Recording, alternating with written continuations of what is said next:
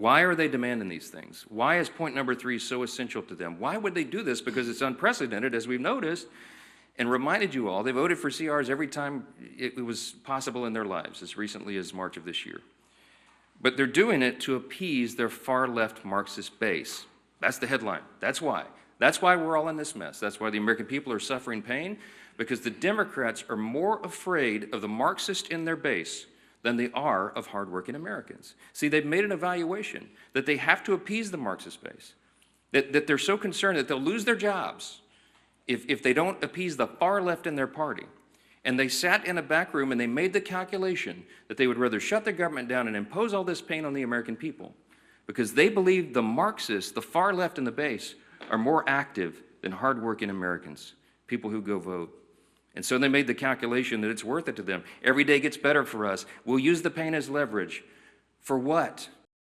We're now on day 27 of the Democrat shutdown, and we want to review with you a few pertinent facts and explain a little bit about some of the really painful things that are going on around the country. We're delighted to be joined by our dear friend, Kelly Loeffler, former U.S. Senator and now the leader of the U.S. Small Business Administration, and she can speak specifically to some of the great hardships that are being felt by the people who provide jobs now around this country. Day 27 means it's almost been a full month since the Democrats shut down the government. And as we near the end of this month, the pain being felt by so many hardworking people around this country is very real, and it gets worse with each passing day. Here's some of the stats. Last week, 1.4 million federal workers missed a full paycheck. Now, you know, many of them are furloughed, and many more are deemed essential workers, those who are essential, for example, to keep the country safe. TSA agents we've discussed, and air traffic controllers, and Border Patrol, and of course our troops. But so many of them now are going without pay. The families of military service members and the air traffic controllers and so many of these others are now at very real risk of missing the paycheck at the end of this month. The Trump administration has done everything possible to bend over backwards to try to find sources of funding within the federal government to be able to cover the bases, but it is getting more and more challenging with each day. Now, every Republican in Congress wants to stop this madness desperately. And we have voted many times, over a dozen times, collectively 13 times, to reopen the government, to keep it open and reopen it once the Democrats closed it. But here's the very simple and important fact that no one should forget. We have no ability. Republicans do not have the ability to do this on our own. It's a simple math problem. We need Democrats to help. You need 60 votes in the Senate. We only have 53 Republicans. The Democrats are the ones voting repeatedly to shut down the government. But they're not opening it back up. They spent most of their time trying to distract the American people from the very simple truth. So I brought you a little visual aid here to just remind everybody what the simple facts are. 4 simple facts here. The Democrats are required to open the government. They keep saying Republicans are in charge of government. We aren't, not in the Senate. 60 votes control the Senate, not a bare majority. And so point number 1, Democrat votes are required to open the government. Point number 2, they refuse to do it. They have now voted 12 times to keep the government closed. And they'll have another chance today or tomorrow, maybe multiple times this week, and we'll see what they do. Now, the third point is very important because they've been trying to confuse the American people. They've tried to say this is a fight about health care or this or that or any other thing, and it's very simple. They put this on paper. They made this their demand in writing in the record of the Senate, and it has not changed. These are just 4 subpoints there under fact number 3, but there's many more. But among the things they're demanding, this is what the Democrats in the Senate are demanding to reopen the government. They want to give $200 billion in health benefits to illegal aliens and non-citizens, paid for by U.S. taxpayers. That is in their proposal. They want billions in wasteful programs to be returned to foreign countries. So we stopped these things. They want to turn it all back on. They're demanding that we do all that to get the government open for hardworking Americans again. They want to give $500 million to left-leaning news organizations, and they want to cut $50 billion from rural hospitals. We will not do those things, and they know that very well. Which leads us to point number 4. The Democrats have now openly admitted, and you all had to cover it last week, that they're using the pain of the American people as their leverage. That was the number 2 ranked Democrat in the House, the Democrat, the minority whip, who said that, acknowledged it in an interview, that this is leverage. And Chuck Schumer himself boasted that every day of the shutdown gets better for us. That's his now infamous quote that he wishes he had not said out loud. But you know what they're doing and why. Why are they demanding these things? Why is point number 3 so essential to them? Why would they do this? Because it's unprecedented, as we've noticed, and reminded you all, they voted for CRs every time it was possible in their lives, as recently as March of this year. But they're doing it to appease their far-left Marxist base. That's the headline. That's why. That's why we're all in this mess. That's why the American people are suffering pain, because the Democrats are more afraid of the Marxists in their base than they are of hardworking Americans. See, they've made an evaluation that they have to appease the Marxist base, that they're so concerned that they'll lose their jobs if they don't appease the far left in their party. And they sat in a back room and they made the calculation that they would rather shut the government down and impose all this pain on the American people because they believe the Marxists, the far left in the base, are more active than hardworking Americans, people who go vote. And so they made the calculation that it's worth it to them. Every day gets better for us. We'll use the pain as leverage. For what? To prove to the far left base that they won't give in, that they'll fight Trump and fight the Republicans. What are they fighting? It's a clean CR. It's the same level of funding that they have voted for as recently as earlier this year. They are Biden-level policies and spending. This is not some Republican wish list. We don't have any of our priorities in this at all. It's the Democrats' own product. But they have decided to flip the script this time because they were getting too much heat from the far left. The facts are so simple. And I'll give you Exhibit B as to why this is so true. On Friday, there was a little bit of a seismic shift in politics. All of you noticed it over the weekend. We saw our clearest sign yet that this radical insurgent movement in the Democrat Party is succeeding. And they are ending what has always been known as the Democrat Party in America. After a months-long pressure campaign from the far left, House Minority Leader Hakeem Jeffries finally relented. He gave in, and he gave his endorsement to the socialist running to be mayor of New York City. The House Democrats have chosen a side. They were forced to by that far left that they're so terrified of, and they've shown the world what they really believe. There is no longer a place for centrists and moderates in their party. The candidate that they have endorsed, Mamdani, is somebody who we've talked about a lot from this podium. He's sympathized with Hamas and openly embraced anti-Semitic language. He has called to, quote, seize the means of production because he is a Marxist. He's called to abolish our borders, to abolish and end immigration enforcement, to defund the police, and to legalize prostitution, among a long list of hits that I could share with you. Zoran Mamdani is expected to take the helm of one of the most important cities in the world and the largest city in America. And he now has the full blessing of the Democrat leader in the House of Representatives. It is shocking. And that leader and all the other Democrats are going to co-own the consequences of what they do to America's largest city. Every reporter in this room should be asking every House Democrat individually whether they too agree with Hakeem's endorsement of the Marxist agenda. It's an extraordinary moment in the history of American politics, as this is not the kind of history that we need to be making. What we're witnessing is truly the end of the Democratic Party as we've known it. And even some Democrats are now saying that out loud. You can see it in their interviews. I watched one last night. All this is directly related to the Democrats' shutdown show. Why? Because just like they decided to save their own skin, that they had to endorse the Marxist Mamdani in an unprecedented move, they have also decided they had to shut down the government in an unprecedented move. No matter the pain it inflicts upon hardworking American people, they were simply more afraid of the Marxists in their party than they are of voters. For the sake of our country, we pray that their calculation is wrong. We believe it is dead wrong. And as much as they try to obscure it, as much as they try to distract you, as much as they try to say that it's about any other issue under the sun, all those issues were always scheduled to be decided. Healthcare, the expiring Obamacare subsidies, the NDAA, the appropriations, all these other things, it was always on the calendar for Republicans and Democrats to hash it out in October, November, and December. This is not a surprise to Republicans. It's not a surprise to Democrats, and they all know it. That is the only thing they could grasp onto to try to give some sort of argument, to try to give cover for the fact that they're running from the far left base of their party. Facts are facts. And the ball is fully in the court of the Senate Democrats now. Who are they going to respond to? The American people. I think hardworking American families need to be a little more vocal. I think they need to call some of these Senate offices and tell them to stop the games. They need to know they should fear the American people worse than the Marxists who are trying to take over their party. And my friends, that is exactly what is going on right here. Now, I want to zoom in because we have a special guest and just focus on a group of men and women who are seeing the impact of this shutdown in their bottom line every single day, and that is America's small business owners. See, small businesses are the largest employers in our country. But unlike Washington Democrats, they don't have the luxury to wait out this shutdown.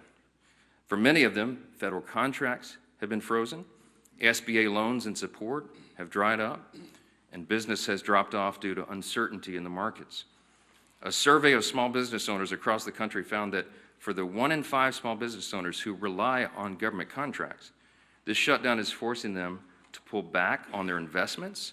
And what are those investments? It's new hires, new jobs, it's supplies and services. They have to pull back on those things so that they can make payroll work, so they can keep their employees employed. One business in Raleigh, North Carolina that relies on federal environmental approval said this, quote, "The backlog that is generated by the shutdown will last long beyond today." Another business in Georgia, Ms. Loeffler's home state, specializes in home repairs, added, quote, "When livelihoods are affected in such a manner, home repairs and projects get delayed if not canceled. A government shutdown is a threat to us all." For American businesses that rely on loans from the SBA, each day means crucial dollars lost, and that affects every American at the end of the day. Small businesses across the country are being forced to go without roughly $170 million in SBA-backed loans each day, and that adds up to $4.5 billion in blocked loans just over the course of this shutdown so far. So while Chuck Schumer says that every day gets better for his party, every day is getting much, much harder for the people who are keeping the lights on around the country. To share more about what small businesses are experiencing firsthand, we are really delighted to join and welcoming this morning the administrator of the U.S. Small Business Administration, Kelly Loeffler. Kelly, thanks for being here. Thank you, Speaker. Thank you so much. Good morning. Thanks for being here. Well, thank you, Speaker Johnson, and the leadership gathered here. And I want to start out by thanking you all on behalf of America's 36 million small businesses for passing a clean funding bill to keep the government open, and for passing the largest working family tax cut in American history, saving taxpayers a $4 trillion tax hike that Senate Democrats voted for, congressional Democrats supported. Now, that tax cut is a big reason why we've seen a historic comeback for our nation's economy under the leadership of President Trump and congressional Republicans. Prior to the Democrat shutdown, the data was very clear. Small business optimism was at 7-year highs. Wage growth was outpacing inflation for the first time in 4 years. GDP growth was 3.8%. Deregulation, energy dominance, and fair trade were finally back. For the first time in years, America's small businesses felt the wind in their sails. They were taking on new capital to hire, expand, and invest. Now, that confidence manifested itself at the SBA through a historic demand for capital exceeding $100 billion for the first time in the agency's 72-year history under President Trump's leadership. That includes $45 billion, a record $45 billion, in SBA loans to 85,000 small businesses in fiscal 2025, the most ever approved by this agency, thanks to confidence in the Trump economy. But today, 27 days later, as the Speaker said, Senate Democrats have intentionally put that momentum at risk. The SBA's loan guarantee programs have been halted, and Main Street's capital has been choked off because Senate Democrats are playing politics with lives and livelihoods. They're demanding $1.5 trillion in taxpayer money to fund health care for illegal aliens and other liberal causes. Their spin is fact-free.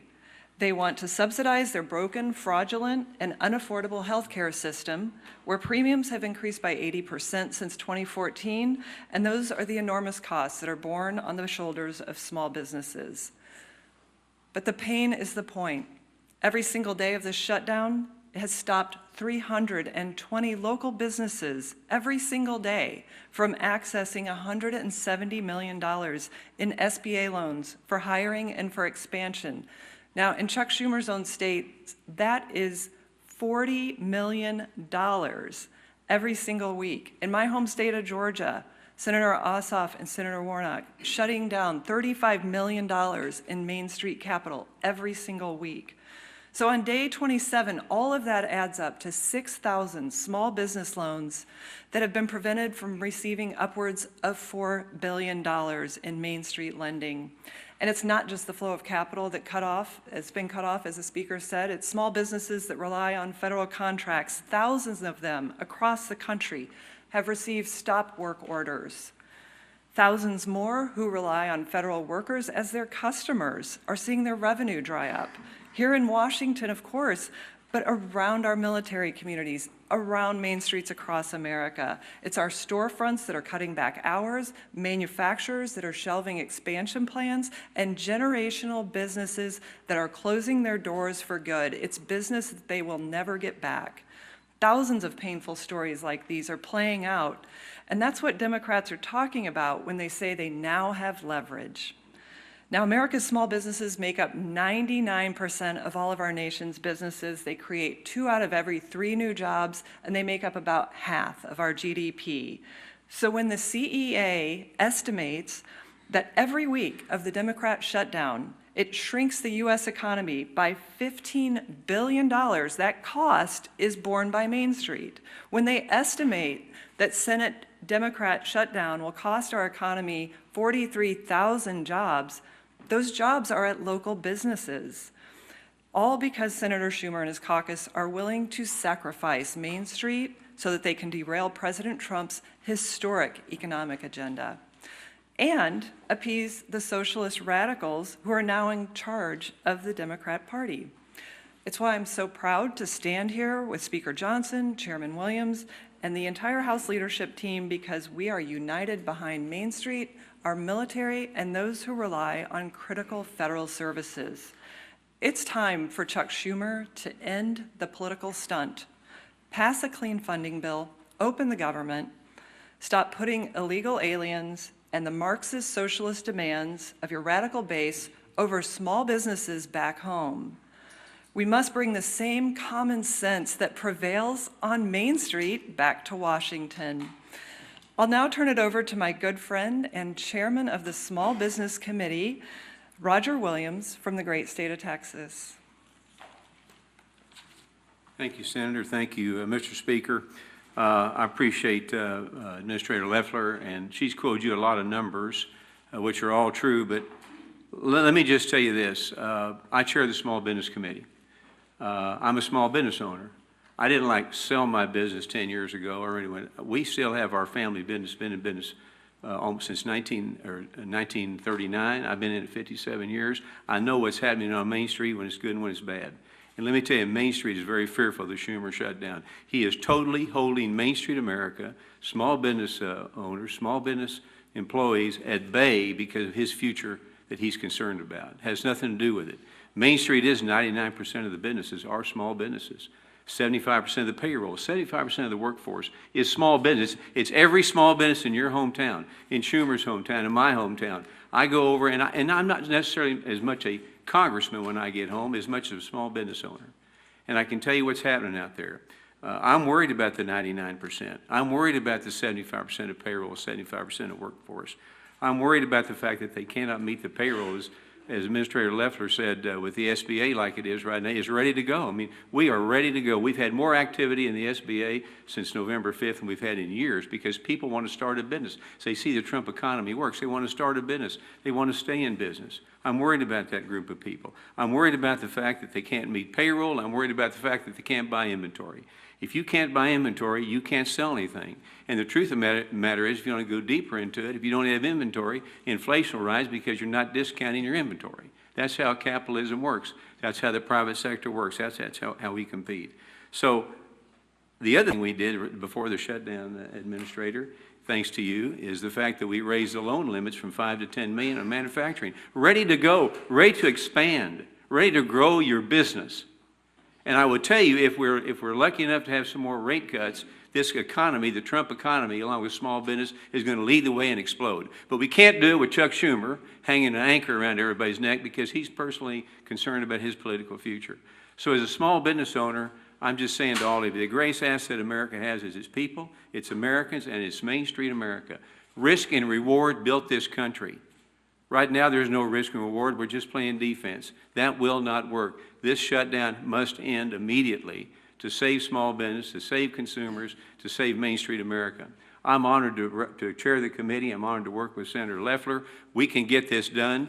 Everybody's ready. It relies on one man, Chuck Schumer. Take a look at the small businesses in your district or in New York, Senator Schumer. Tell them that you don't care about them. Tell them you don't care if they meet their payroll. Tell them you don't care if they hire workers, and see how that goes. America is the greatest country in the world with the greatest workforce in the world. I'm proud to have a small part in supporting them and getting their country back on track. May God bless all of them. May God bless America. Thank you.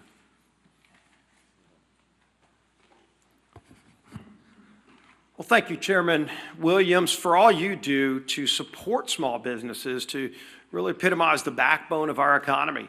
And Administrator Loeffler, thank you for coming and for what you're doing to help small businesses grow in every corner of this country. Unfortunately, as Administrator Loeffler pointed out, those small businesses are struggling like millions of families all across America. Why? So that the Democrats can get leverage. Who knows who they want leverage over? They can't articulate it. They've laid out $1.5 trillion wish list of crazy items like giving taxpayer-funded health care to illegals. In their bill to give that taxpayer funding to illegals, they actually gut rural health care. Democrats gut $50 billion out of rural health care. They want to talk about health care? They're the ones making it harder. And of course, they don't want anybody to remember facts. Facts like when we moved the working families tax cut through this Congress. Unfortunately, not a single Democrat wanted to support that because it involved preventing a tax increase. The party that's now gone all the way over, full bore into socialism. As the speaker talked about, Hakeem Jeffries is now all in for the socialist agenda of Mondami. He is the head of their party now. When he gets elected mayor of New York, he's given the marching orders to the rest of the Democrats. And they want to raise taxes on everybody. They call you rich. Anybody who works for a living is going to be rich, and they're going to raise your taxes to get government-run grocery stores and the lunacy that comes with that. That's the Democrat agenda. It's not about improving health care because, again, in their own alternative bill, they want to gut rural health care. You know what else they work to do? In the working families tax cut, we had a provision that would have lowered premiums by 11%, according to CBO. It was scored to lower premiums on families. It's called CSR. You can go look it up. It's something that has been out there as an idea for a long time. We actually put it into bill language and text and passed it through the House. But Democrats went and used a parliamentary maneuver under the Byrd rule to get that removed because they don't care about families. They don't care that that provision would have absolutely lowered premiums by double digits for families who are paying too much for health care. And then not only did they get it removed, Democrats in the Senate bragged, still to this day on their website, bragged that they removed it. They want to tell you it's about health care. It's not. They really told you what it's about. It's about getting leverage, showing off to their radical Marxist socialist base that they're fighting Donald Trump because they're still angry about the results of the November election. And in the meantime, real families are struggling. Every day the number grows higher. Yesterday, Senator Gallego went on to meet the press. And he was asked when Democrats would reopen the government. And he said, quote, "I'm not looking at a timetable. I'm looking at everyone's personal pocketbooks." Now, Senator Gallego, you ought to be looking at the pocketbooks of those single moms who right now are facing losing their WIC payments, facing losing their SNAP payments. And if Senator Gallego's not sure how many people that is, we've been told by the administration how many people will stand to lose real benefits, SNAP benefits, food stamps for kids. 42 million people will lose those benefits in just a few days. Senator Gallego, look at their pocketbooks. WIC, Women, Infants, and Children program, helps feed 7 million low-income moms and infants. Senator, go look at those pocketbooks. And who knows what your real motivation is. But I'll tell you what their motivation is. Their motivation is just to put food on their table for their kids. And every Republican and Democrat, every Republican in the House and Senate voted yes to put that food on the table. And Democrats keep voting no. They keep voting to shut the government down. And it's having an impact on millions of people. Head Start, which is a program that funds education and nutrition services for 800,000 kids under the age of 6. You hear this theme over and over again now. Who the Democrats are using for leverage and hurting is kids and nutrition programs. That's who they've chosen to target. And it's real harm and real pain that they're causing. But then it gets even bigger.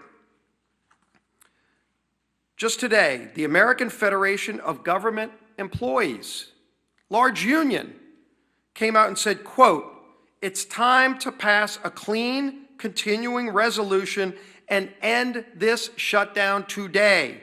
No half measures and no gamesmanship." And the union went on to say today, quote, "Because when the folks who serve this country are standing in line for food banks after missing a second paycheck because of this shutdown, they aren't looking for partisan spin. They're looking for the wages they earned.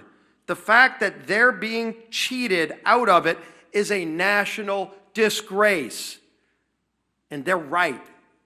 It's a national disgrace what Democrats are doing to good, hardworking people, to women, infants, and children who are just looking to this town and saying, what are these Democrats doing? What happened to your father's Democrat Party? It's a mirage of what it used to be because the socialists have taken over. This is what Marxism and socialism looks like. Government workers standing in food bank lines, children going without food, and Head Start nutrition programs so that Democrats can use you as leverage. It's a national disgrace, and it needs to end now. We stand ready to get that job done. We voted to get that job done. It's time they stop playing this game that's harming millions of people. Our whip, Tom Emmer. We're now on day 27 of the Democrats' shutdown, and the consequences are getting more severe every single day. Over the weekend, we saw federal workers lined up at food banks, as our majority leader was just saying, as they are being forced to figure out how to feed their families. We saw control towers at major airports such as Dallas, Fort Worth, Newark, and Phoenix facing significant staffing shortages. And if the Democrats fail to pass our clean CR and reopen the government this week, more Americans will miss their hard-earned paychecks. Some states will be forced to cut off SNAP benefits, including my home state of Minnesota. Thankfully, the Trump administration and private sector companies have stepped up where Democrats have refused. President Trump has found creative solutions to help pay our troops and fund WIC benefits for moms and young children for just a little bit longer. DoorDash announced yesterday that they will help support Americans by delivering free meals to food banks and waiving delivery and service fees on grocery orders for SNAP recipients. But these are Band-Aid solutions to the Democrats' self-inflicted shutdown problem. Remember, it doesn't have to be this way. There is a nonpartisan government funding bill sitting in the Senate ready to be sent to President Trump's desk immediately. We just need 5 Senate Democrats to come to their senses, do the right and reasonable thing, and support our clean CR. Contrary to what House Minority Whip Catherine Clark believes, the American people are not leverage in the Democrats' shutdown charade. And we refuse to negotiate under hostage conditions, nor will we pay a ransom. So our message today is the same as every other day, and we're glad to see, as the Majority Leader mentioned, that the American Federation of Government Employees, by the way, the largest government employee union, 820,000 federal employees, have joined us in saying enough with the political games, support our clean CR, and reopen the government like your constituents' livelihoods depend on it, because they do. With that, Mr. Speaker. Thank you. Yeah, Manu, go ahead. It's now been more than 5 weeks since the House has last met and last voted.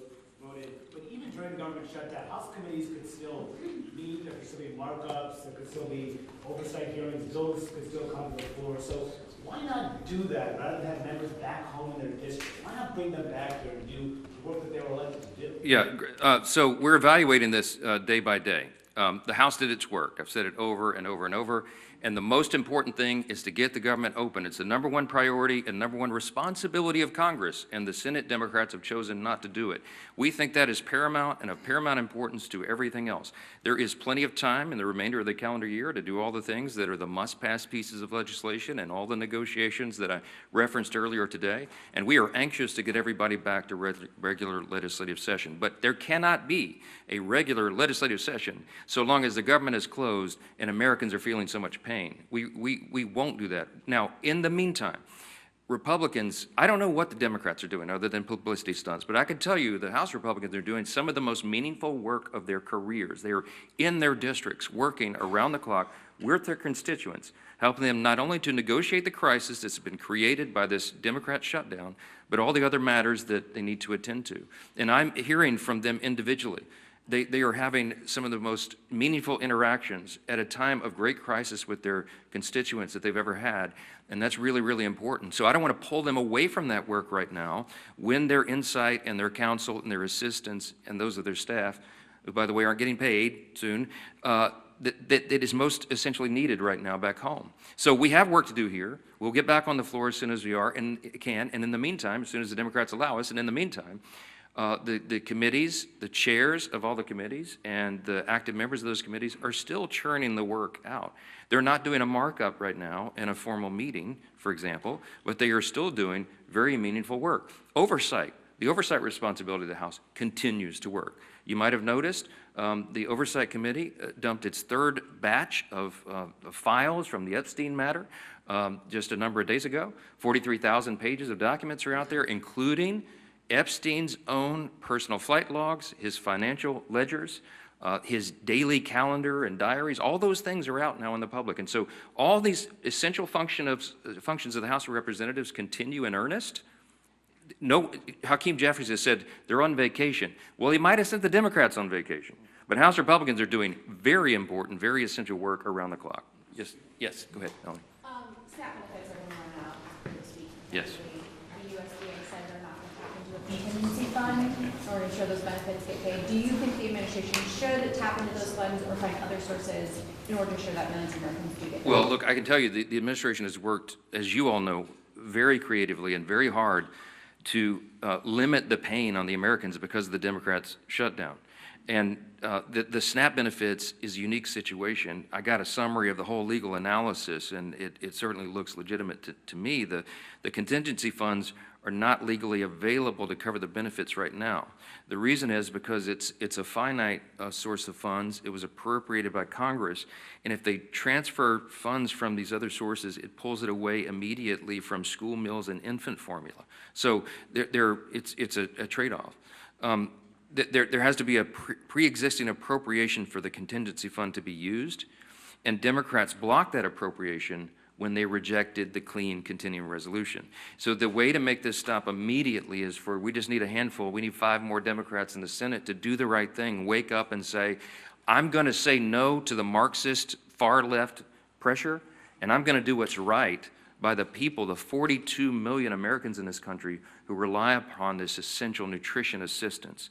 Am I going to starve my constituents, or am I going to appease the Marxists? That is their actual calculation, whether they say all of that out loud or not. Everybody in this room knows exactly what's going on, and it's so infuriating to us. The best way for SNAP benefits to be paid on time is for the Democrats to end their shutdown, and that can happen right now if they would show some spine. Yes? Thank you, Mr. Speaker. The military is that yet again have a paycheck problem at the end of this week, which others, of course, too. In the past, the president found the money to pay the military, including money, he says, from a donor, $130 million. Do you or any of your staff know who that donor was? And also, do you believe that the military will miss that paycheck, or is it your understanding that that money will be found again? So the question's about military pay. We did get the president, as you know, tapped in research and development unobligated funds and paid the military in the middle of October. Their next check is due the end of this week, and we're not 100% sure. Now, I do know the administration and everybody is bending over backwards to try to figure that out, but I don't know the final analysis yet. With regard to who gave the $130 million very generous donation to help pay troops, by the way, that's just a small fraction of what is needed to pay the troops, as you know, but a very generous donation. I have not asked the president for the identity of that person because they want to remain anonymous, and I respect that.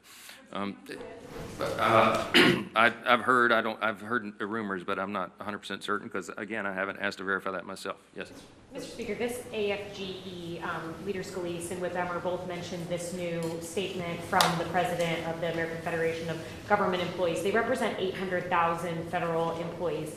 They're obviously calling for a clean start of pass, which is what you guys passed. Do you see this statement from AFGE as a turning point in this shutdown? Do you see this as something that could move Senator Schumer? Certainly, I hope so.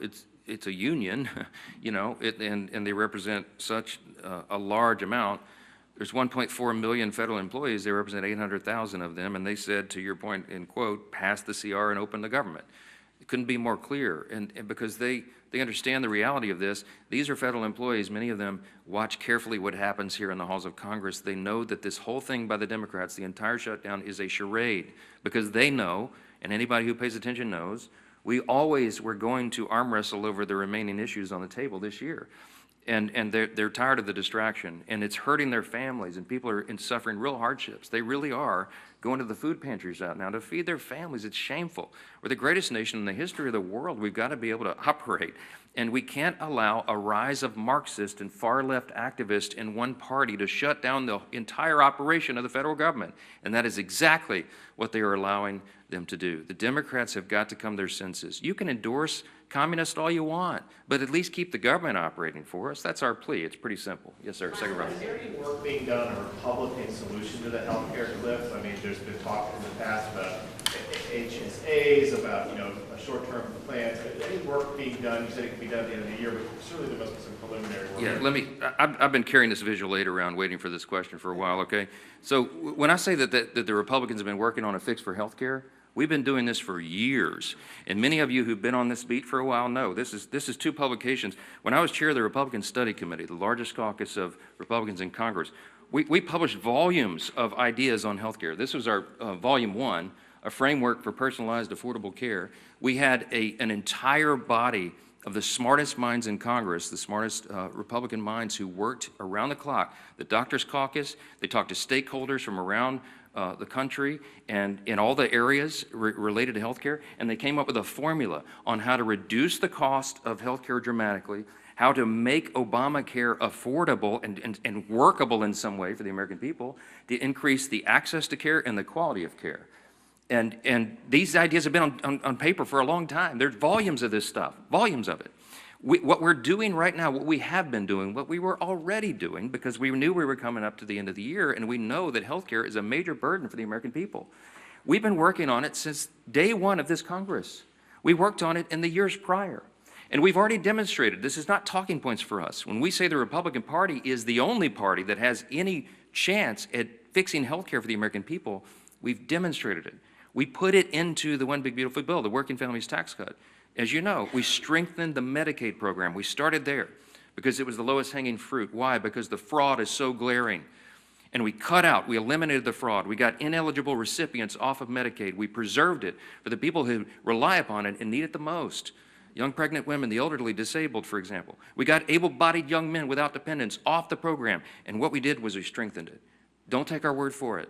The CBO, who normally is not on my team, okay? They're the ones that came out and said, yeah, it's going to save $185 billion. And they got 2.3 million ineligible recipients off of it already. That's an important first start. And so the next thing is to fix all the other components of health care. That's what we have plans to do. That's what we're working on. The expiring Obamacare subsidy at the end of the year is a serious problem, because if you look at it objectively, you know that it is subsidizing bad policy. We're throwing good money at a bad, broken system, and so it needs real reforms. The reason it was never appropriate or never possible to be resolved on a simple CR, stopgap funding measure, is because it's very complicated to fix.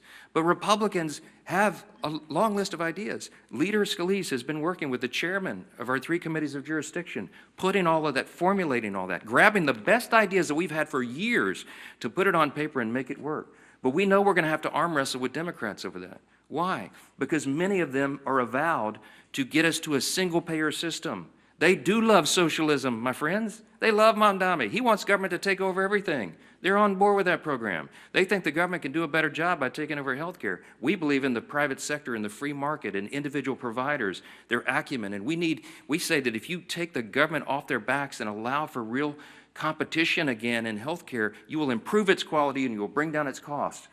All of these are important components of that, and we have a lot of work to do, but it is not a simple thing, and I am not going to go in a back room with Chuck Schumer, like he keeps demanding, with 4 people and make this decision. I will not do it. It's not appropriate. It's not right. It's too complicated for that. We need all the members to have buy-in. We need to have these healthy debates and discussions, but we can't do it while they're shutting the government down to appease the Marxists. That's it. That should be your headline.